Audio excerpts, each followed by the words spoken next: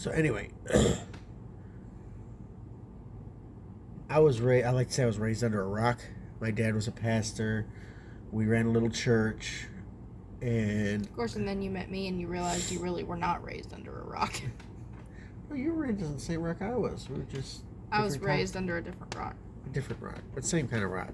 I was raised, like in Lion King, Pride Rock. I was raised like under Pride Rock, like the meerkats, like down in the ground, like dig a tunnel thing, Dig a tunnel, dig exactly. Tunnel. Dig a tunnel, dig a tunnel. Yeah, she was raised very stay away from everybody, and we were raised we were homeschooled. Both of us were homeschooled, but I was homeschooled in a way that made me very proud of my homeschooling. So, y'all are like the hyenas. Y'all were raised in and around, and y'all were just circling everybody else. We thought very little of everybody else. We were above them, if that makes sense. You're not gonna comment on the fact that it just compared you to the bad guys. Oh no, the hyenas were definitely the good guys in that movie. They've been pushed out by an oppressive dictatorship, and they were simply trying to return to their rightful place. Maybe I'm just super duper tired, but I'm a little concerned now. So anyway, we ran a little church. It was just me and my grandparents, us and our grandparents, but I'm the oldest of 11, so. Yeah, he has 10 nutcase siblings. So then we went to... My siblings are nutcases too. So then we moved up into the Texas Hill Country, and we went to a different church, and that made a lot of good friends there. It's a lot of good relationships that's still ongoing to this day.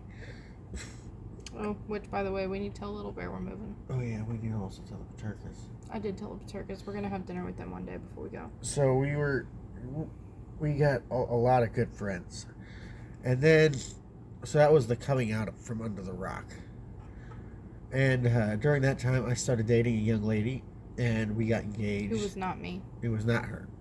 We got engaged, and then she broke it off one night, like very suddenly. And I was heartbroken. I was lonely, and I was that way for about a year. My sister will tell you that I was a miserable, horrible, pathetic wreck, and the only reason she hung out with me is because I would buy her things. Mostly chocolate. Mostly chocolate, and I'd buy her dinner, and I would take her out places because, she would listen to me. She wasn't really listening. She just was there for the food. She mercenary little very mercenary thing. Abby, if you're listening, I love you, but you're mercenary. Be warned, Isaac. Isaac likes that in his women, though. I don't know about that. Anyway, this is about our story. Yeah. So I'd been on this website called Homeschools Alumni, which was a website for people who graduated from homeschool to get together and talk. It was very diverse website. There was a lot of people from there was everybody from Amish Mennonites to atheists. There was one Muslim. Atheists, Muslims, every walk of Christianity and paganism was on this website because there's all sorts of different reasons people homeschool, but it was largely Christian conservative. That was the majority, but there was all kinds of people on there, all kinds, and we started calling it Hopeless Singles Anonymous because everybody on there was hopelessly single, and pretty much we would match everybody up with everybody, and it was a fun little game we would play. Sometimes they actually came true. Yeah, pretty much everybody on that website married somebody else from that website, and now it's dead. You can't find the website; doesn't exist anymore. It does. It's just you can't hardly log in. Yeah, it's so bugged up because the guy who ran it married somebody for the website. And that was the way it would go. We're like, oh, they're getting married. And the last picture they would post would be their wedding pictures. They'd update one or two more times, and then they'd be gone. Yeah. They would get a real life. Well, I joined that statistic when I met this young lady because I'd been on there. I was one of the guys who kind of started out with the whole thing. Like the first 6 months of this website being live, I was on there. And I was very active because I was hopelessly single and I had nothing better to do. So I was always out there making trouble, arguing with people, starting confrontations over theology, philosophy, whatever. I was well known. Well, one day a virus tore through the website and deleted my account. And I just didn't get back on. And at that time, I was in Alaska. Well, then I came back, and that whole thing happened with that young lady, and so then I was heartbroken. And so once Thanksgiving Day, I said, hey, I should, just get back on there, at least I have somebody to talk to. And then the first person to message me, I put up this account. I didn't put my real name on it. I didn't put any of my real information on it. I just started this account with a fake name, which was very common. You have to understand that homeschoolers are very preppy, and I don't mean preppy, I mean like preppers. They're preppers. They don't trust the They government. don't trust people. They don't trust the government. Everybody thinks they're after them. So any information on this, these kids are probably logging in from proxy servers from libraries, So a lot of these kids are very... So it wasn't uncommon to have a nomenclature.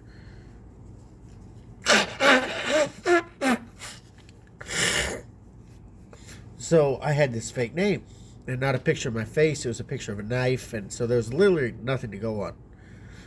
Well, I go in, and I start a lot of my old arguments back up, because there was a lot of the same people on there. So I went in there, and I was just like poking all the old bears, rubbing salt in all the old wounds, and I get on there, and the first person who comes at me is this young lady, and she had this, I still remember, a pink picture of the Eiffel Tower with some roses in the foreground.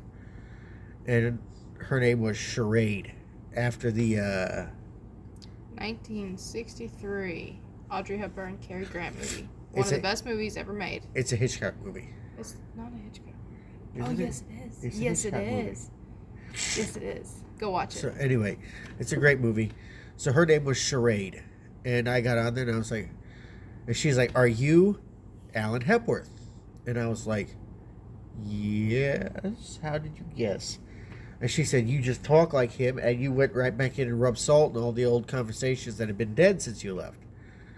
I was like, "Oh, well, I guess, yeah, that's me." So I changed my name back to what it was, because everybody knew me anyway. So then we started talking, and then we started flirting, and then we started quoting scripture at each other, and we got into the Song of Solomon's, and one of the moderators told us to take that shit to the private chats. Which we did, and the first question I asked her in a very homeschooly way, you would have to be part of the homeschool community, I think, to understand how much of a commitment it was for me to ask her if I could ask her dad to court her. I hate that word. I hate that word. If anybody ever says that to Azriel, I'm going to shoot him. Azriel will say that to somebody else. That's how it works. No, Az will not say that.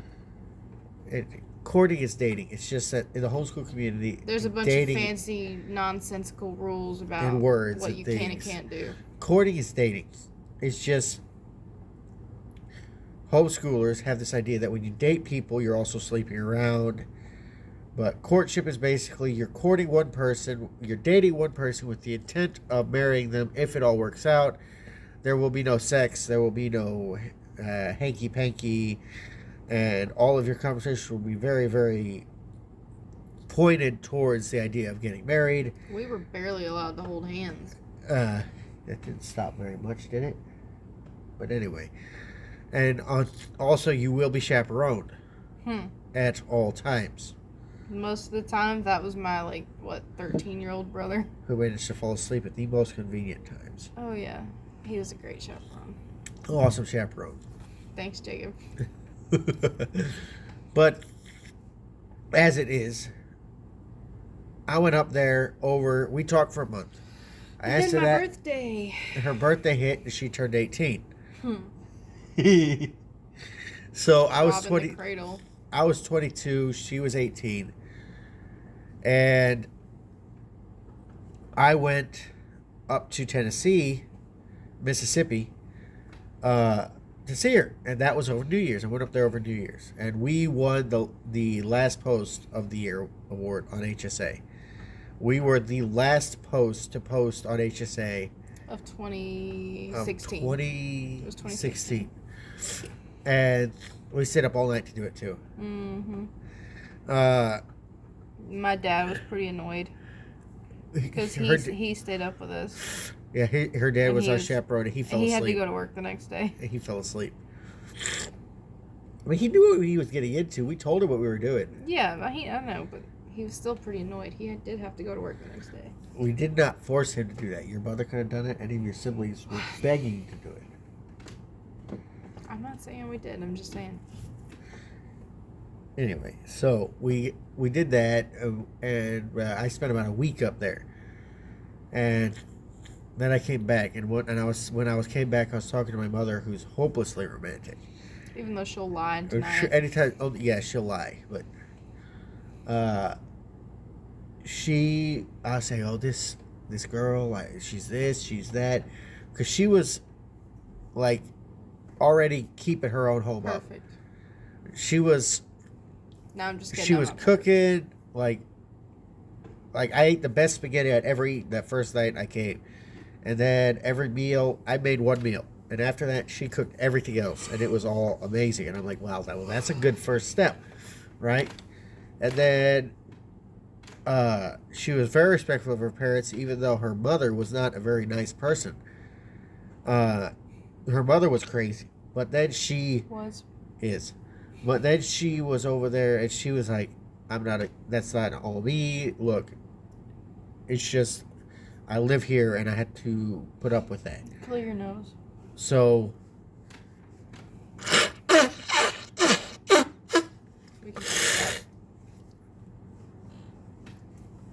she's like, I live here, and I have to put up with that. But I don't agree with that. Because she was like, the earth is flat, Hitler was right kind of person. My mom, not me. No, my mom. Her mom. My mom does not believe the earth is flat or Hitler. She has her own problems. But so I was like, okay, that's good. She's respectful of her parents while also not just blatantly flying in their face when they're obviously being unreasonable. So she was very level-headed. And on top of that, she was raising her siblings. Like, her mother wasn't doing it. She was doing it. So, chances are my mom will never listen to this, so. It doesn't matter if she does. It's all been said. But she was raising her siblings. She was teaching them school. She was, like, keeping them straight and narrow and all this stuff. And, like, her dad's a great guy. Jason is a great guy, you know. Her mother is not a good person. And she was just... Kylie was raising her siblings, and I sat there and I admired that, and I said, okay, like, this girl is every single thing I could ever hope for in a wife and more. And so we started talking, and by the time I got home, I was head over heels in love. So I told my mom, I was like, this girl, this, that, and da, da, da. And I was saying things like, when we get married, buying house, this stuff, and we were, planning things already. And yeah, by the time he left that first time, I was asking him to take me home with him. She was crying. She was out by the car. It was pure soap opera. Just, take me with you. I don't want you to leave me, please. Just elope with me now, and it was very, very romantic. But so I went back to Texas. I didn't take her with me that time. But the next time we should have. we really should have. We should have. My mother was, like I said, very romantic person. And she was like, you know what you should do? Because I was planning on going back like in June or July. Right? It was May. Or May. There was we had a wedding. There was some wedding that her friend was going to, that her friend was getting married, and we were going to go, and I was going to be presented to all her friends there at that wedding. That was the plan. And my mom was like, hey, you know what you should do? You should go up there on Valentine's Day as a surprise, and if you're that serious, you should propose. And I was like, that's a good idea. So I got this ring. I had it fitted. I bought a little teddy bear. I had a bear made, actually, at Build-A-Bear. So did you do the ring bear at Build-A-Bear, or did you just find it? I thought you just found it like at a garage sale or something. No, I didn't. I had that bear made. Shame I don't know where it is now. It's up there with all those other bears. But I had this little bear made. He was wearing a little tux, and he had a little heart that said, I love you. And I stitched the ring onto the bear heart, right? And so I went up there with 2 things of chocolate, 2 dozen roses, and this little Build-A-Bear. And I showed up the day before Valentine's Day. And I was a very nosy person, so him and his mom and my mom tried to keep it all a secret, but I knew they were coming. She didn't know we were coming. I Yeah, surprised the dickens out of her. No, because I read my mom's emails. Yeah, her mother was not a very sneaky person, but I surprised her because person. I showed up right, and her mom was out on the front porch, waiting for us, like grinning ear to ear, and she was like, "Kylie, come out here. I need your help." And Kylie was like, "I'm busy. Do it. Whatever it is, do it yourself." And she was up to her elbows in soapy water, so she was not being just ridiculous. And all of a sudden, her sibling took the cat out of the bag. She was like, "Alan's here!" And Kylie comes running out the front door, nearly knocks me down. And so I have flowers in one hand, chocolate in the other hand, and she just comes out the door and swings around my neck, and I'm like, flying leap out the back door. The last time I went in that door, I shot a snake off the back step. You remember that? Mm-hmm. That's after all the drama happened. Yeah, it was after all the drama happened. The house was empty, and we were just going back to reminisce, sitting empty on an empty lot. But the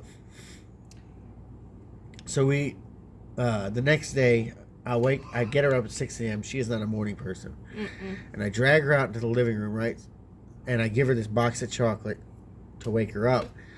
And she's sitting there just holding her little tin of chocolate, bleary-eyed, talking to my mom, who is distracting her. And I go and I get the bear, and I kneel behind her, and I'm like,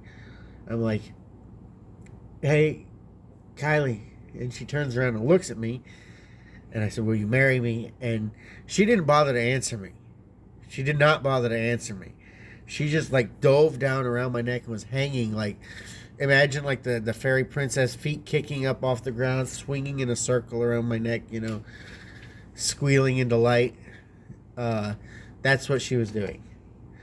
And I'm not that bad. no, but that's literally what she was doing. And so I don't think I did that. And I was still holding her and holding the bear. And I'm trying to cut the bear off, the ring off the bear. And I remember my hands were shaking so bad that I could not cut the ring off of the bear.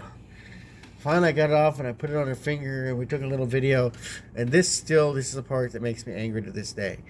We're there, her mother is there videoing this whole thing, right? And her mother still has a YouTube channel with a following much bigger than mine at this point. Although someday I'll pass her up and then I'll punch down a little bit. But punching up right now, Homestead Mama, right?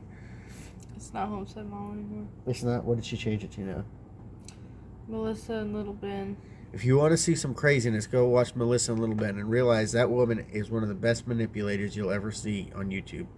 If you want to manipulate somebody, go watch her videos, take lessons. Realize she's crazy. She's divorced 3 men who are better than her. But we're not talking about my mom. But anyway, so she's crazy. So this is what's happening. She's videoing and she's like, "Oh, this is so cute. Look at this. All right, everybody. So this has got Kylie and Alan. They just got engaged and blah, blah, blah. But in the real news, and we're super excited because today we're going to plant peas." And then she went on for 20 minutes on this video about planting peas.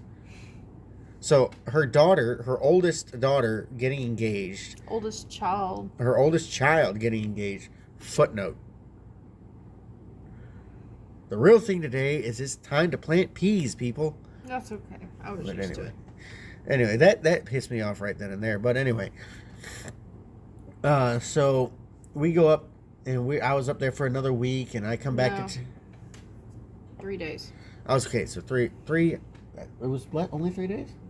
So I was up there for 3 days, right? So total amount of time spent together now, less than 10 days, right? We've known each other for all of we started talking around November, Thanksgiving. So November to February, 3 months. Well, you came up the week after Christmas. I came up for New Year's. You came up between Christmas and New Year's, and you stayed for New Year's. So you were here 8 days that time.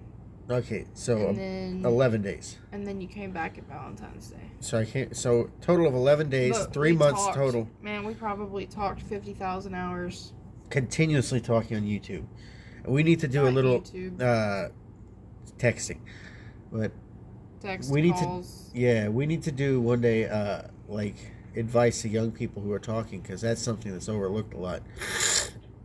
Young people trying to, meet somebody and they're all talking about things and avoiding important things. But anyway, we'll talk about that later. We talked constantly, but and that created problems too, because her mother. But anyway, so she hadn't had a cell phone, and we would text on her mom's phone, right? So one day I bought her a phone. I bought her a plan. I bought her a phone, and I gave it to her, right? That was one of the things I gave her while I was up there to propose, or Valentine's Day. That first cell phone I ever had. I gave her just a little like a Nokia brick type of thing. And, because you could still get those back then. But we're texting and talking and just constantly going back and forth. And then we're planning this wedding, and her mother is going crazy. Like, literally within 2 weeks. Because we had planned on getting married in July, right? June. It was going to be a summer wedding. We had this whole plan out. And we said it's going to be small. We're going to have less than 200 people there, right? Her mother immediately blew this so far out of proportion. She had already budgeted over $15,000 for venue. Which my parents didn't have. Which they didn't have. That was literally everything they had in the bank, plus every paycheck her dad was going to make between then. And they were like, we're footing the whole bill. And my mom was like her mom was like that. And her parents started to fight. And then they started to blame it on Kylie. So she calls me one day crying that they're fighting and they were yelling at her and blah, blah, blah. And so I said, okay, this is what we're going to do. I was working on this house that we're in right now because I renovated this house. It had been flooded. 7 feet of water was in this house. We said, and so I had gutted the whole place and I was putting everything back. Me and my family, they were helping me. This is my family's house. Because I renovated it, I live here rent free. So I was renovating this thing. The last thing I had to do was the back door. And I was making the back door. And the cabinet. Yeah, the cabinet. But that was not the big deal. The big deal was the back door. So the back door had to be finished. So we got the cabinet in, the kitchen cabinet and counter. We got the back door put in, and it was going to take 2 weeks. And I said, okay, in 3 weeks, we're going to get married. In 3 weeks, we're going to do this. And the idea was to cut her mother down so that she didn't have 6 months to plan this thing. She had 2.5 weeks.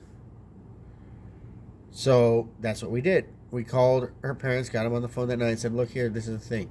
And we blamed it on us being horny. We said, here's the deal. We don't want to wait. We're getting impatient. So we're going to move the date up to this date because that's when I can have the house finished. And then we're going to... we're just going to get married. We're just going to get married. We basically told them, like it or lump it. And her dad immediately jumped on board like, that's a great idea. Because now he's seeing less money being spent. So he's like, that's a great idea. And her mom was like, oh, that's so romantic. So... Minnie Mouse voice is terrible. That's so romantic, Mickey. Anyway, so she loved it. They both loved it. And my siblings were like, Alan, what did you do? When I was like, yeah, we're moving the wedding up 6 months. Well, 4 months. So they were like, what did you do? And I'm like, nothing. Which was proven because we didn't have a kid for 2 years. So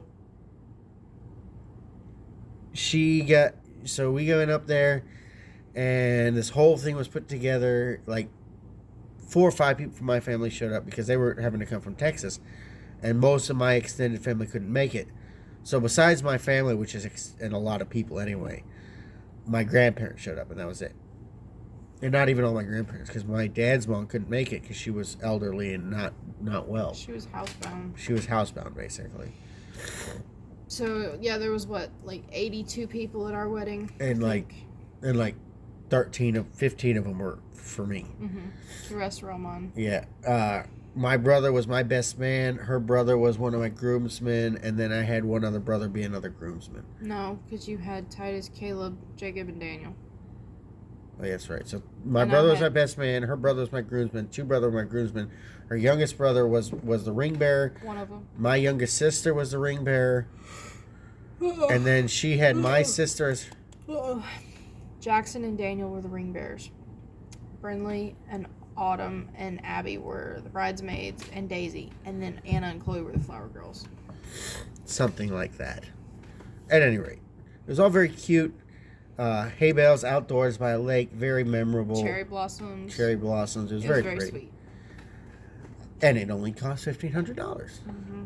We rented a pavilion. The most expensive part was... We did a potluck lunch. Everybody brought a dish. The most expensive part was the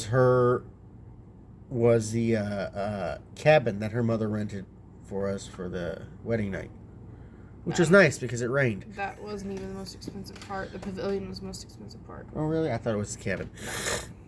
But anyway, it was on a state park or some kind of park. It was in a state park, yeah. So, anyway, that's how we got married. And I remember distinctly when at the first year we got married, we was getting around to 4 or 5 months married, and we roll up on the date that we had planned to get married on before. And we were both looking at each other going, I'm so glad we didn't wait. And now looking back, nearly 6 years in, we're both like, it wouldn't have made that much of a difference. We're glad we did it the way we did it. And I'm glad the way we did it because we had the option to elope. I mean, we could have eloped at any time. But we maintained peaceable relations with her family so that, in as much as we could, we maintained good relationship with everybody in her family. Yeah. That's... Like, I don't know if we'd have eloped, if we'd have the good relationship we do now with Jason and your siblings. I think it might have put a damper on it. You know what I'm saying? It might have. So, I'm Either glad way. we did it the way we did it and did what we did. But as far as it goes, we both grew up under a rock on a hobby farm. I grew up on 70 acres. She grew up on 12. I grew up in Texas. She grew up in Mississippi. Her friends were Mennonites and Amish and Presbyterians. My friends were Boy Scouts and small town good old boys and Old military vets. old military veterans. We didn't really have religious affiliations. Non-denominational, somewhere in between Pentecostal and evangelical. So, just Christians. There was no denomination. We both grew up being taught the scriptures. My dad and my grandpa are both ordained ministers in two different denominations, but both have very different views, which forced me to have to learn the Bible for myself because they would intentionally teach on different things. So they would talk about the Sabbath, and they would I say, was getting tired. I could tell. They would say, okay, so the Sabbath, you don't have to keep it. My grandpa would say, well, you do have to keep it. And they would both give their points. And in one Sunday, I'd have two sermons from opposite points of view on things. And they That did must that. have been awkward. No, it wasn't, because they planned it out that way. And it forced us to sit there and say, well, this or well, that. And it was very, well, I don't know if it was planned out this way, but it forced me and my siblings to develop a knowledge of the scriptures to the point where me and my siblings have stood toe-to-toe with men with PhDs in theology. Men with 12 or 15 or 12 years in college setting of learning the scriptures or claiming they learn the scriptures. And we can stand toe-to-toe with them in a theological debate because we do know our scriptures. And this has set us up very well for the lives that we've been given, because God has been very good to us, allowed us to help a lot of people. And that early teaching led us to have our own very sound, very sure of our own faith. Now that we're later in life, we have very good understandings. And a lot of people take us as very forward and aggressive and domineering and at times arrogant. But I think many times they mistake for arrogance just confidence. We're confident in our knowledge of the Scripture. We're confident in our faith. We're confident in our God. And unless you can prove to us from the Scriptures and with sound logic that we're wrong, They're also very arrogant. Just take I'm my not word saying for that it. we're not arrogant. If you want to talk about guns, we'll get arrogant real quick. You want to talk about blades, you want to talk about combat, we'll get arrogant real quick. But as far as Scriptures go, when you're talking to us, it's not arrogance, it's surety. We know. We know what we know. Now with This guns, is something we still disagree on. she thinks my siblings and I are very much arrogant. And I say it's not arrogance when you know what you know. No, it's not arrogance to know that you know. It's arrogance to treat everybody else like they're nothing because you know more. That's the arrogant part. But we don't do that with everybody. Just the people who come at us Just that way. everybody. Not everybody. I We don't do that to the Paterkas or to the Strothers or anybody.